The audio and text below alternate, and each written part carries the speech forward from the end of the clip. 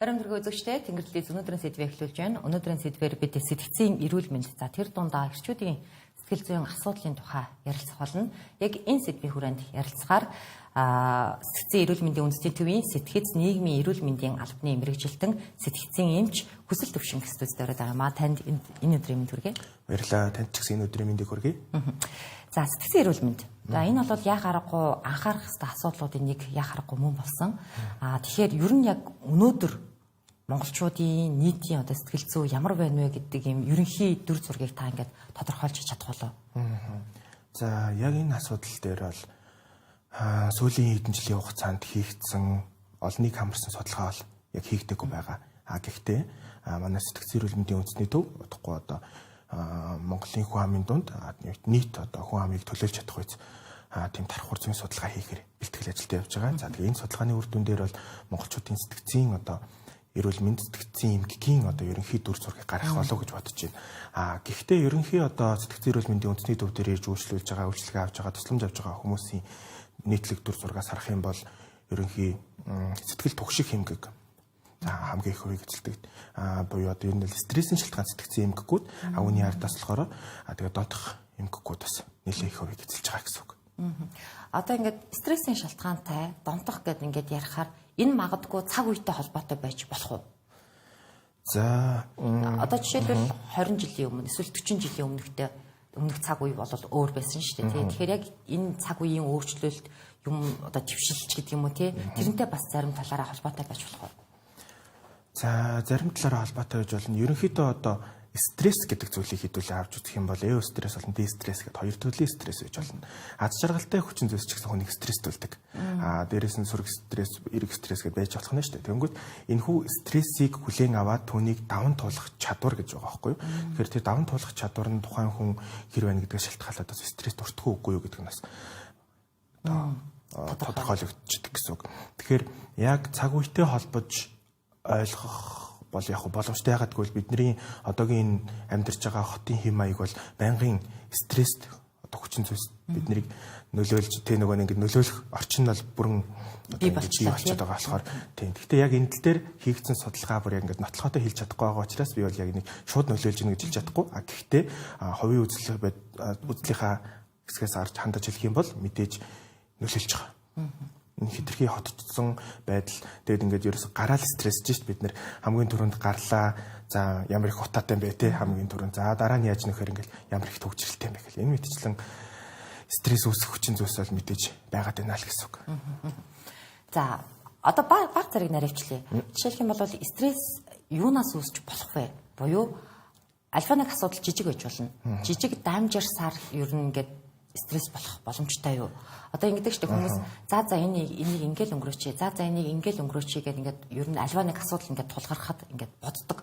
За тэр нь сүултээ ингээд хоримтлагцаар агаад тэр нь сэтгэл зүйд нь нөлөөлөх асуудал болж болох уу? Стрессийг бас нөгөө явцаар нь архаг болон цочмог стресс үзүүлж байна л да. Цочмог бол яг гинтийн мэдээллийн улаас бид нэр хэсэг хугацааны тийм паник байдалд орох нь шүү дээ. Архаг стресс бол илүү хор хөнөөлтэй байждаг гэсэн. Одоо яг таны асуусан шиг энэ нь хоримтлагцаар стрессийн шалтгаан сэтгцийн эмгэг үүсгдэг хамгийн том хүчин зүйл нь өөр архаг стресс. Тэгэд бид нэр хамгийн гол нь стрессийг одоо тайлж сурсан байх хэрэгтэй. Стрессийг зөв тайлах хэрэгтэй. Гэтэл тэрхүү стрессийг зөв тайлж чадаагүй улмаас хоримтлагцаар миний яриад байгаа стрессийн шалтгаан сэтгцийн эмгэг болж өгдөг гэсэн үг. Яаж зөв тайлах юм бэ? За энэ айгүй сонирхолтой. Энийг ярихын тулд нэг юм жижигхэн түүх ярил л да. Хамгийн анх бидний өвөг дээдс тий одоо нэг сармөгчингаас хувьсаад явж явах үедээ за стресс бидний амьдралд бидний амийг авардаг байсан юм байна л да. За одоо ингэж явж идэл гэж бодоход тэндээс нэг араатан дайрлаа гэж бодъё. Тэгэнгүүт тэр араатнаас бид нэр цухтахын тулд амиа хамгаалахын тулд бие махбодод одоо буюу хүчтлийн байдал буюу стрессийн байдал үүслээ. Тэгэнгүүт бие махбод өөрийгөө бүрэн дайчлах буюу одоо дотоод нөөцөө одоо ингэж ашиглаад одоо энергийг нэмэгдүүлээд цухтахад тэр араатнаас ам гарахад зориулагдсан тэр бие махбодыг дайчлах гэдэг механизм явагддаг байсан. За хэдий олон жил өнгөрсөн ч гэсэн бид нар ямарваа нэг стресс нөлөөлөхөд энэ дайчлах буюу бие махбодын хүчтлийн тэр дайчлах процесс одоо явагцаар л байгаа. Тэнгүүд зүгээр гараад одоо зам дээр түгчрээд стресстэй бид нар амьтанд хариулж байгаа тэр хуучны тэр нөгөө физиологийн процесс явагдаад байгаа байхгүй. Тэнгүүд тэр хүчтлийн байдал буюу бие махбодоо дайчилсан процесс яаж тайлбарлах вэ гэхээр биеийн хүчний дасгал ч юм уу ямарваа нэг тийм энерги зарцуулсан ажил хийж гадагшлах хэвээр. Гэтэл бидний сүүлийн үеийн хотцсон амьдралаас болоод энэ хүү нөгөө стрессийг гадагшлуулах буюу идэвхтэйгээр стрессийг гадагшлуулах одоо тэр нэг боломжтой нөхцөл хомос байгаа учраас тэр хүчтлийн байдалд өртлөө тэгээд гадагшлуулж чадахгүй хоримтлагдлаа. Дараагийн хүчтлийн байдалд өртлөө энэ мэтчил ингээд явсаргаад хоримтлагтаад байгаа. Тэгэхээр энэ бол нөгөө физиологийн процесс маань өөрөө стресс буюу хүчтлийн байдалд орсон үед заавал энерги одоо нөгөө нэг зарцаалзаж тэг ингээд тасгал хөдөлгөөн хийж гүүжиж алхachиж ингэжиж зарцуулагдаж стрессийг тайлжиж дуулжиж бүжгэлж инээж ингэж энерги зарцуулсан активити хийж зарцуулагдах хэрэгтэй байхгүй. Тэнгүүт хүмүүс яадгүй хэрэг илүү энэ актив буюу одоо ном уншдаг ч юм уу, бясалгал хийдэг ч юм ингээд тэрийг юм доош нь дарах маягийн активитинуудыг илүү хийгээд ирэхээрээ тэр нь бас хоримтлагдах бас нэг нөхцөл шалтгаан болоод идэг. Тийм учраас стрессийг тайлахтаа илүү тийм энержи зарцуулсан активитинуудыг хийвэл илүү их стресс тайлагдах нэ, зөв тайлагдах нэ. Тийм зөв тайлагдана гэсэн. За одоо бас сүүлийн үед нөө сошиал галзуурал гэж хэлэх юм уу. Тэгээ зарим хүмүүс болохоор энийг яаж тайлбарладаг вэ гэхээр сошиал галзуурлын одоо тэр илэрлэл нь одоо янз бүрийн лайв хийх, янз бүрийн одоо жүжигчлэн тоглолт хийх ингээд хүмүүсийн юм юу нэмэгдчихлээ л дээ. Одоо тийм хүмүүсийн тоо нэмэгдээд байна тий. За тэгэнгүүт энийг хүмүүс зарим хүмүүс юу гэж тайлбарлаж байна гэхээр өнөөдрийн ингээд нийгмийн стрессийг тий асаараагаад энэ хүмүүсийн одоо сэтгцэд тодорхой хэмжээний өөрчлөлт ороод энэ хүмүүс юм болчлоо гэдэг тайлбарыг өгөөд байдаг. Та яг мэргэжлийн хүний үдээс ингээд харахаар тэр ингэж тайлбарлагдах боломжтой юу? За яг хуу хэрвээ тайлбарлая гэж уушлаарай. Хэрвээ энийг тайлбарлая гэж оролдох юм бол альва сэтгцийн эмгэг үүсэх эсвэл сэдрэх нөхцөл нь өөрөө стресс байдаг. Тэгэхээр миний түрүүний ярьсанчлан стресстэй, архаг стресстэй тэр стрессийнхаа байдлаас болоод тухайн одоо хүний хувьд одоо тийм завсрын эмгэг үүсч болж байна. Эсвэл тухайн хүний одоо нөгөө архаг өвчин нь сэтэрч болж байна. Нэг тиймэрхүү байдлаар буюу сэтгцийн эмгэг одоо сэтгцийн эмгэгүүдийг бид нэр ийм хүрээ болгож ангилж үздэг л дэмчнэр маань энэ дундаа хамгийн анхны суурь нь ерөөсөө сэтгцийн эмгэг үүсдэг болон сэтрэх хүчин зүйл нь стресслэгч авч үзэж байгаа. Тэгэл түрүүний яриад байгаа стрессэд үр тайлж чадахгүй юм уу? Стресстэй байх нь тэр нэг сэтгцийн эмгэгүүдийн дараагийн одоо эмгэг үүсэх нэгдүгээр нөхцөлийг тавьж гин эсвэл хэдийн нөгөө удамшимтгайч мархаг өвчтэй байх тохиолдолд тэрийг нь сэдэх хүчин зүйл нь болж хувирдаг гэсэн үг. Зөв. Тийм учраас бас тодорхой хэмжээгээр нөлөөлж болно гэж тийм нөлөөлж яг нөгөө нэг тайлбарлая гэвэл энэ байдлаар тайлбарлагдах боломжтой. Тэгээ яг нөгөө сэтгцийн эмгэгүүд одоо яг бидний яриад байгаа ихэнх эмгэгүүд нөгөө завсрын эмгэгүүд буюу стрессийн шалтгаан сэтгцийн эмгэгүүдийн талаар л яриад байна л да. Тэгээд стрессийн шалтгаан сэтгцийн эмгэгүүд ерөөсөө үндсэн шалтгаан нь стресстайж тарах гэдэг нь зөв тайлж чадаагүй. Энэ дотроо янз янзын бас эмгэг байдаг. Тухайн хүнийхээ одоо темперамент ч юм уу, хувь хүнийхээ байдлаас шалтгаалаад ингээд нөлөөлөл нь янз бүр байж болно. Тийм байна. Тэгвэл яг энэ сэтгцийн эрүүл мэнд энэ асуудал дээр хүйс бас хамаатай байж болох уу? Одоо илүү стресс төртөмт хийч байдаг юм уу? Стрессийг даван туулах чадвартч байдаг юм уу? Яг энэ дээр хүйс нөлөөлөх боломжтой юу? За зарим нэгэн судалгаанууд дээр бол хүйсийг бол нөлөөлдөг гэж авч үздэг. Эмэгтэй хүнд ялгардаг эстроген гэдэг даавар байгаа. Энэ маань өөрөө стрессийг даван туулах ч юм уу ямарваа нэг зүйлийг даван туулахад нь нөлөөлдөг буюу эмэгтэйчүүд эрчүүдээс илүү стресст одоо нэг баг хүртдэг нь энэ даавартай холбоотой гэж үздэг бас хүмүүс байдаг. Дээрээс нь эмэгтэйчүүд яадгүй гэхээр стрессээ гадагшлуулах чадвар нь эрэгтэйчүүдийг бодвол илүү өндөр байдаг. Яадгүй гэхээр стрессээ нэг найзтайгаа яриад дуулж өөртөө ингээд гаргацдаг. Эрэгтэй хүн стрессийг гадагшлуулъя гэхээр яг гадагшлуулах тэр зүйл нь өөрөө жоохон power буюу зангуулын хувьд буруу зүйл хийх гэдэг. Нөгөө нэг тамхи татдаг ч юм уу, арх уудаг ч юм уу. Энэ талаараа стрессээ гаргахад эсвэл тэрийг дарах гэдэг учраас ингээд тэр нь илүү хоримтлагтаад байдаг ч юм уу. Тиймэрхүү талын шалтгаанууд бас байж болдог. За эрчүүдийн тухай, сэтгэл зүйн тухай бас наривчлах асуумар байгаа. Энэ нөгөө та сая ч гэсэн хэллээ дээ. Эрчүүд эмэгтэйчүүдээс арай бага одоо стресс даван туулах чадвартай. Арай бага тийм эмэгтэйчүүдээс мөн стресстэх нөхцөл байдал бол баг адилхан байх гэж би бодож байна. Тэгэхээр эрчүүд энэ нь одоо нөгөө амиа хорлолтонд хүргэх гол шалтгаан болж гин үү? ягаад би нэг асууж байна гэхээр дэлхийн эрүүл мэндийн байгууллагаас гаргасан судалгаа дүгнэлтээр ч гэсэн эмэгтэйчүүдээс илүү эрчүүд амиа орлох магадлал нь 3-4 дахин их гэдэг ийм тоо мэдээллийг бүр ингээ гаргацсан дэлхийн нийт зарласан байгаа шүү дээ тий. Тэгэхээр энэ ч гэсэн бас манад байна уу? Ер нь яг энэ эрчүүдийн одоо амиа хорлоод байгаа дийлэх шалтгаан нөхцөл нь яг юу болоод байна? За энэ дээр ийм зүйл байгаа. Саяхан бид нэр 9 сард сэтгцэн эрүүл мэнд 2025 гэдэг олон улсын эрдэм шинжилгээний хурлыг сэтгцэн эрүүл мэндийн үндэсний төв зохион байгууллаа. За үүн дээр яригдсан сэдвүүд нэрээс энэ жил нь амиа орлтын эсрэг амиа орлтыг бууруулах жил бол зарлантай холбоотой энэ эрдэм шинжилгээний хурал нь бас амиа орлтын эсрэг амиа орлтыг бууруулах гэсэн чиглэлд байсан. За энэ дээр ирсэн одоо судалгаануудаас тоо баримтуудаас дурдах юм бол Хотгорл судлаачийн нэгэн судалгаан дээр сэтгцийн одоо нэг ер нь бол амиа орлож байгаа тэр байдлыг нь 3 том шалтгааныг нь 3 том бүлэг болгож авч үзсэн чинь 59.4% нь сэтгэлийн шалтгааны хямрал буюу сэтгэл санааны хямралын шалтгаантай амиа орлтууд эзлээд байгаа юм байна гэсэн тоо баримт байсан. Тэгэхээр нийт 3 том бүлгийнх нь бараг талаас илүү хувь нь зөвхөн сэтгэлийн шалтгааны улмаас амиа орлож байна гэдэг. За өөр нэг тоо баримт юу байна гэхээр Монгол одоо стресст өртөж байгаа байдал нь эрэгтэй эмэгтэй хувьсийн хувьд бол адилхан. Бид нэр яг адилхан стресст өртдөг. Гэхдээ амиа хорлох байдал нь Монголын нөхцөлд бараг 6 дахин их байгаа. Энэ болохоор дэлхийн дундаж таны хэлдгээр 2-3 гэж хат Монголд хүйсийн харьцаа 6 дахин их байгаа нь энэ бол өөрөө аюулын харанг гэж хэлж болох зүйл болоод байна. Магадгүй энэ нөгөө нэг уламжлалт бодлууд ч байдаг юм уу, өсөж хөгжсөн хүмүүжилж байдаг юм уу? Тэ одоо эмэгтэй хүмүүсийн эрчүүдтэй харилцаач байдаг юм уу? Энэ бүхэн нөлөөлөх үү?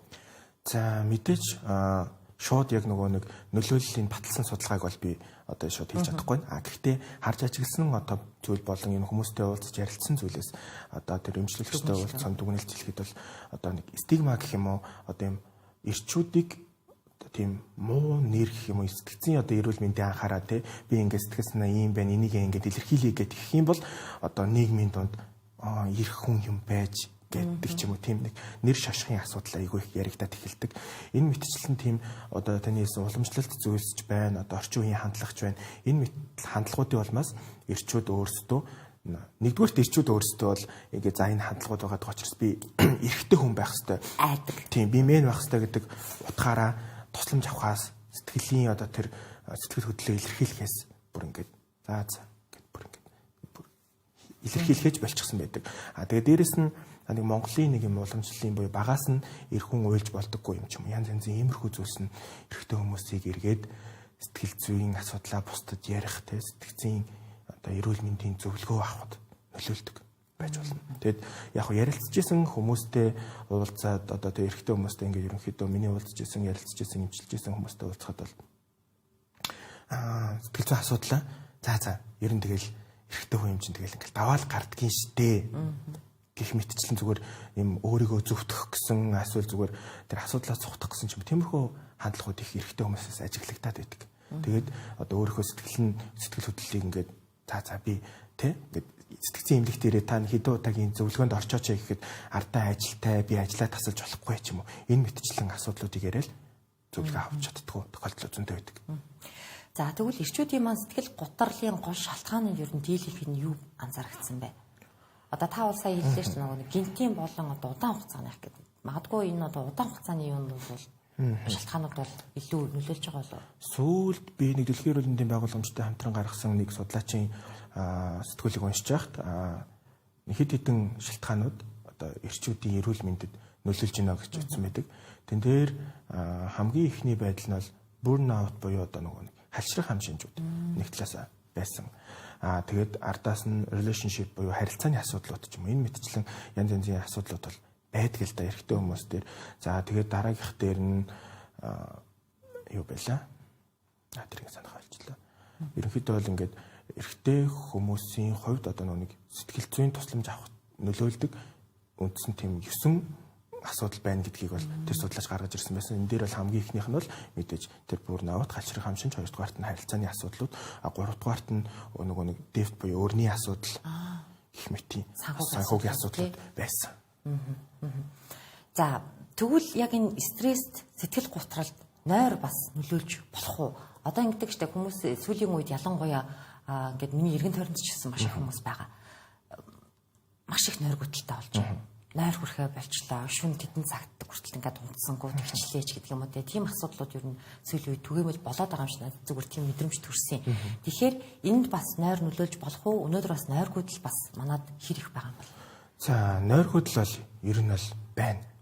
Сэтгцийн эрүүл мэндийн үндэсний төвөөр эмчилүүлж байгаа эмчилүүлэгчтэй ерөнхийдөө ярилцаад үзэхэд ер нь бол нойрны асуудал байдаг. За энэ дээр юу ярих гэдэг нь вөхөр сэтгцийн одоо тэр эрүүл мэнд болон сэтгэл санааны тогтвортой байдал гэдэгт нөлөөлдөг хамгийн чухал хүчин зүйл бол нойр гэдэг. Хүн одоо хангалттай хэмжээний чанартай нойрыг авч байгаа тохиолдолд ер нь бол сэтгэл санааны хувьд маш тогтвортой сэтгэл зүйн стресс даах чадвар маш сайтай байдаг.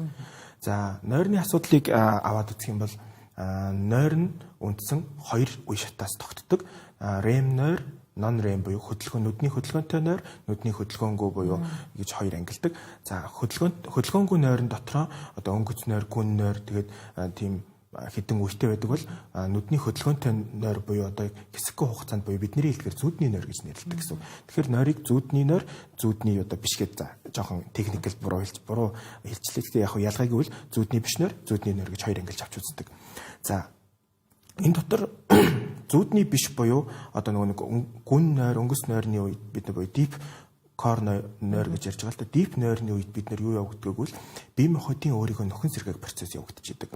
Бид нар нэг сайхан амарсны дараа бие махбод нэг сайхан юм арай нэг юм ирч хүчтэй эрүүл болсон юм шиг гоё нэг сайхан унтаж амарсны дараа мэдрэмж төрдөн шүү дээ. Тэр нь бол бие махбодод буюу эсвэд шинжлэгдээд тэр бие махбод нөхөн сэргээгдэж байгаа гэсэн үг.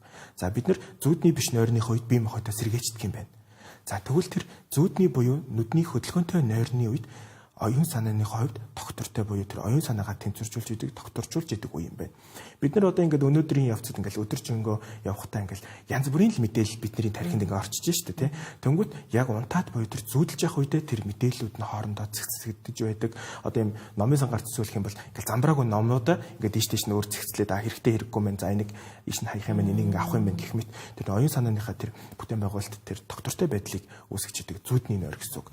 За энэ дээр нэг асуудал нь юу байдг вэ гэхээр зүүдний нойр мань өөрөө ингээд за хүн 11 цаг 12 цаг гэдээ унтлаа гэж бодоход одоо өглөө 7-8 цагийн үед хамгийн урт буюу тэр зүүдний нойр нь эхлээд ингээд нэг 5-10 минут гэж хэд хэдэн мөчлөхөөр явжгаад 7-8 цагийн үед хамгийн урт мөчлөх нь буюу нэг 10-20 минутын мөчлөх нь энэ үед л таардаг л та. Даанч бид нэр тэр үедээ нөгөө хотын амьдралаас болоод сэрцэн байдаг. Аль хэдийн. Тийм учраас нөгөө унтаад босоод ирсний дараа тол тарих амраагүй юм шиг бие махбод ядарсан юм шиг хэдий би 8 цаг 9 цаг унтсан хэрнээ яагаад ингэж ядраад байгаа юм бол доо гэхээр тэр зүүдний нойр хангалттай авч чадаагүй ч юм уу. Эсвэл нойрны чанар хангалттай нойрны чанараа авч чадаагүй ч юм уу. Энэ мэтчлэн нойрны асуудлаас болоод сэтгэл санааны асуудалтаас шууд хамаарах нөхцөл байдлууд байдгаа гэсэн үг. Би бас саяхан нэг юм уншиж байхад нөгөө нойр дутуу удаан хугацаанд явах нь сэтгэл зүйд сэтгцийн эрүүл мэндэд муугаар сөргөөр нөлөөлж байна гэдэг юм дүнлтийг хаант хүлээд нэг хийчихсэн судалгаа байсан байхгүй юу. Тэгээ тэр нь нөгөө нэг одоо яг саяны таны хэлдэг хангалттай хэмжээний нойрыг авч чадахгүй ингээд удаан хугацаанд энэ үргэлжлэх юм бол одоо сэтгцийн эрүүл мэндэд нөлөөлдөг байх нь л дээ. Тэгэхээр энийг бас сүүлийн үед ажиглагдаж байна уу? Хүмүүстээр юу харагдаж байна? Ингээд мэдээж ажиглагдана л да. Яг бүтэн шүн нойргүй явсны дараа маргааш нь тань мэдхүү үйл ажиллагаа буюу одоо тархины бүтээмж тодорхой хэмжээгээр 30% ер нь сулардаг гэдэг тоо баримтууд бол байгаа. Нэг өдрийн нойр штэ зөвхөн. Тэгтэл 2 өдөр 3 өдрийн нойр бүр нойр гүйдэлтэй явах юм бол сүүлдээ солиорлын шинж тэмдгүүд хүртэл илэрх эрсдэлтэй ерөнхийдөө. Тэгэхээр нойр бол хүний тархины үйл ажиллагааг одоо хангаж байдаг хамгийн том хүчин зүйл. Хэрвээ бид нар нойрны асуудалтай энэ нь ганц нэг өдөр биш. За яг хуу нэг шөндөө нэг 2 3 цаг 4 цаг 5 цаг унтаад эхний удаадаа яг болж байгаа юм шиг байж болно. Гэхдээ энэ нь урт хугацаанд үргэлжлэх юм бол маш том одоо сэтгэл зүйн асуудал үүсэх суурь болно л гэсэн үг. За тэгвэл хэрхэн яаж чанартай нойр авах вэ? За энэ их хэцүү асуудал. Сүүлд сэтгэл зүйн эрүүл мэндийн үндэсний төв бас эмнэлзэн удирдамж гэж зүйлийг боловсруулж байгаа. За тэн дээр юу байдаг вэ гэхээр одоо нэг нойрны эмгэгүүдийн үедэх эмнэлзэн тусламж үйлчилгээний одоо байдлыг сайжруулах гэж. За тэн дээр байгаа мэдээлэл дээр бол ерөнхий эхлээд шалтгааныг нь тодорхойлно гэж байгаа. За янз янзын шалтгааны улмаас одоо хүн нойр гүдэж болж байна. Органик болон органик бус шалтгаан. Органик гэж нэрлэж байгаа нь юу гэхээр бие махбодын юм уу, гадны хүчин зүйлийн шалтгаан. Органик бус гэдэг нь одоо сэтгэл зүйн юм уу, бусад тэр амьдралын behavior буюу зан үйлийн шалтгаантай байж болдог. За тэгэхээр тэр дотроо бас янз дахиад дотроо нөгөө нэг салаа замтай гэдэг шиг. За хамгийн зүгээр энгийн жишээнүүдийг хэлэх юм бол копины хэрэглээ, цайны хэрэглээ, тэгээд нөгөө нэг орой дасгал хийдэг ч юм. Ингээд ер нь бол юм кафеины хэрэглээтэй бол энэ бол нойрыг сэргээх, кафеин бол нойрыг сэргээ чинь. За дараа нь болохоор нөгөө хит орой, хит хүчтэй дасгал хийх. Нөгөө хүмүүс нэг стрессээ гаргаж байгаа гэдэг ажлаа тарсны дараа ингээд 8-10 цаг үед ингээд жимийг дасгал хийдэг. Тэгээ бие махбод нь ядраад бол унтж байгаа юм шиг боловч тэр нь өөрөө нэг талаасаа өглөө мэс чирэг амраагүй байдаг. Нэг тал шалтгаан байж болдог.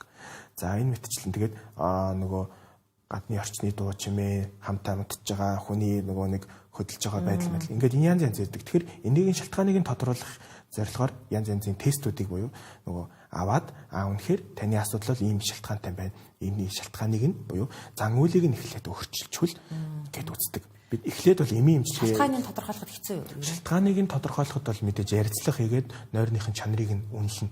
Нойрны чанарыг үнэллээ тухайн хүнтэй ярилцлага хийгээд нойрны тэр одоо шалтгаан болж магадгүй хүчин зүйлсийг нь эхлээд арилгаад тухайн хүнийхээ дахиад хэсэг хугацаанд үнэлэх нь шүү дээ. Үнэлээд тухайн хүний нойр сайжирч ивэл болж байна. Болохгүй бол дараагийнх нь юу байна? Тэнгүүд дараа нь юу гэдгүүхээр сэтгэл зүйн шалтгаанууд бас байж болдог. Сэтгэл түгшил, сэтгэл готрлын шалтгаануудаас болоод бас гоо нойргуудаж буюу сэтгцийн эмгэгүүдийн улмаас бас нойргуудах боломжтой байх. Тийм учраас ингээд нөгөө нэг үе шаттайгаар эхлээд арай хөнгөнөөс нь ингээд олон удаагийн уулзалтаар ингээд засах боломжтой л гэсэн үг. За яг энэ нойргуудах шалтгаан настай холбоотой байж болох уу? Магадгүй энэ сүүлийн үед бас залуучж иж болох уу? Яг нөгөө сүүлийн юм байдаг. Настай холбоотой гэхээр одоо настай хүмүүс нэг жоохон эрт босооч юм уу те ингээд шөнө унтахаа болчдөг. Зөвхөн настай хүмүүс дээр илүү юу байдг вэ гэхээр нойрны хэрэгцээ бол байдаг ч гэсэн нойрны чанар нь юу нь бол муутсан байдаг. Тэрнээс болоод сэрчдэг. Гэхдээ уг нь бол настай хүмүүс ч гэсэн нойрны хэрэгцээ хэвийн байдгаараа байсаар л байгаа. Тэгээд эмнэлзүүдээр хийсэн нэг одоо дүгнэлтээр гэх юм уу илүү их одоо настай хэрнээ одоо өндөр настай ч гэсэн сайн нойртой байгаа хүмүүс илүү урт наслаад байгаа тийм эмнэлзүүдээр бас нэг тийм ажиглалт бол байдаг. Гэхдээ нойргуудынх нь бол нас хойшлох тусам нэмэгдэх магадлал байх уу? Байдаг. Залуу насндаа нойрны одоо асуудалтай байх нь одоо нас ахихын хэрээр бас нойргууд л улам бүр нэмэгдэх шалтгаанууд байдаг. Одоо манай сэтгцэн эрдэнэний үндэсний төвийн стрессийн тасаг гэж одоо манай дээр нэг ядаргааны тасаг гэх нэг ард өмнөд дунд нэг алдартай тасаг байдаг шүү дээ. Тэр тасагт ирж имжлүүлж байгаа хүмүүсийн дунд хэдэн сар унтаагүй, хэдэн жил унтаагүй гэсэн өгүүлэмжтэй хүмүүс байдаг. Тэгээд тухайн үедээ нэг хэвтээд гарах хугацаанд нойрныхаа хэсэг хугацааны одоо чанартай нойрыг аваад гарахтаа ер нь бол сэргэлт бол маш сайн ажиглагддаг. Тэгээд энэ хүмүүс нь цаашаа ингэ дэмжлэгэнд ороод явсан бол амьдралын чанар нь бол маш эргээр нөлөөлөх боломжтой. Хэдийн нойрны асуудал хэцүү, засахад хэцүү юм шиг боловч нэгдүгээр засагдах боломжтой гэдгийг ойлгох хэрэгтэй. Тэгээд нойрны чанар сайн байвал сэтгцэн эрүүл мэнд нь бас доктортой байна гэдгийг бол ойлгох хэрэгтэй гэсэн үг. За ер нь бол өнөөдөр ингээд сэтгцэн эрүүл мэндийг хамгаалахын тулд бид нар ингээд сайн нойр авах хэрэгтэй юм байна, стрессээ зөв тайлдаг хэрэгтэй юм байна гэдээ ерөнхийдөө ингээд тодорхой ойлголтууд авлаа л да.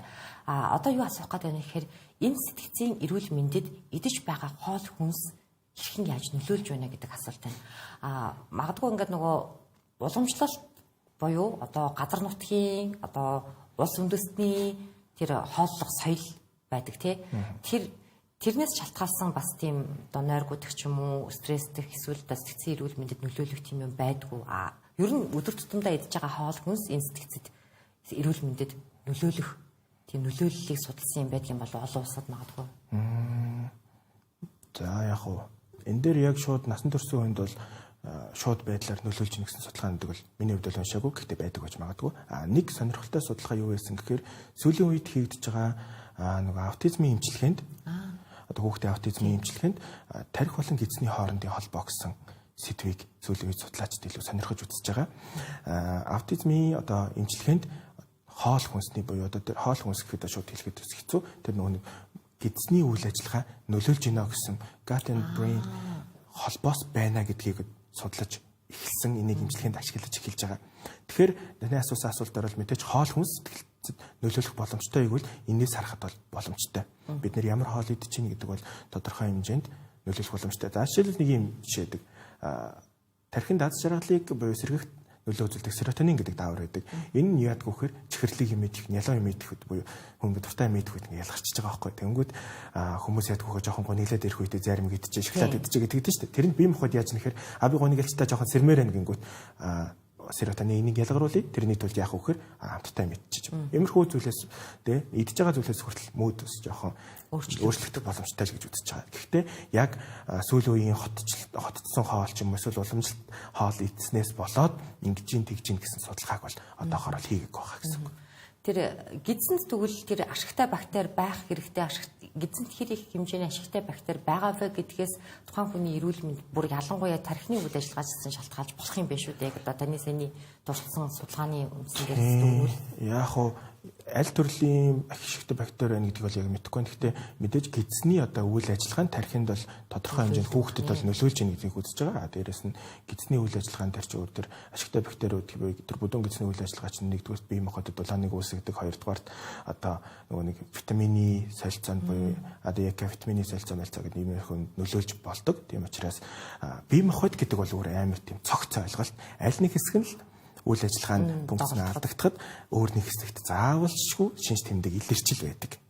Тэгээд яг хөө бид нар сэтгцийн эмгэг гэдэг бол өөрөө юм хийсвэр юм шиг хэрнээ мэдээж бие махбодтойгоо холбоотой гэдгийг бол сэтгцэн ч бие махбодтой холбоотой, бие махбодын өвчин сэтгцтэйгээ холбоотой буюу энэ хоёр бол хоорондоо салшгүй холбоотой гэдгийг бол сэтгцийн салбар шинжилгээ ухаан. Сэтгцийн одоо салбарт бол хүлээн зөвшөөрдөг. За маш их баярлалаа. Сонирхолтой байлаа. Урилгыг хүлээж авч цаг зав гаргаад студид ирж ярилцаж мэдээлэл өгсөн танд маш их баярлалаа. За энэхүү нэвтрүүлэгт урьж оролцож энэхүү сэдвийн талаар ярих боломж олгосон танаа нэвтрүүлгийн хамт олондоос баярлалаа. Баярлалаа. Өдөртөө бид та бүхэнд өнөөдрийн сэдвийг үзүүллээ. Өнөөдрийн сэдвээр бид сэтгцийн эрүүл мэнд, за эрчүүдийн сэтгцийн эрүүл мэнд мөн одоо нойрны асуудал сэтгцэд хэрхэн яаж нөлөөлдөг вэ гэдэг энэ үндсэн сэдвийн хүрээнд сэтгцийн эрүүл мэндийн үндэсний төвийн сэтгц нийгмийн эрүүл мэндийн албаны мэрэгжилтэн сэтгцийн эмч хүсэл төвшөнтэй ярилцлаа. Хамтдаа анхаарлаа хандуулсан танд баярлалаа.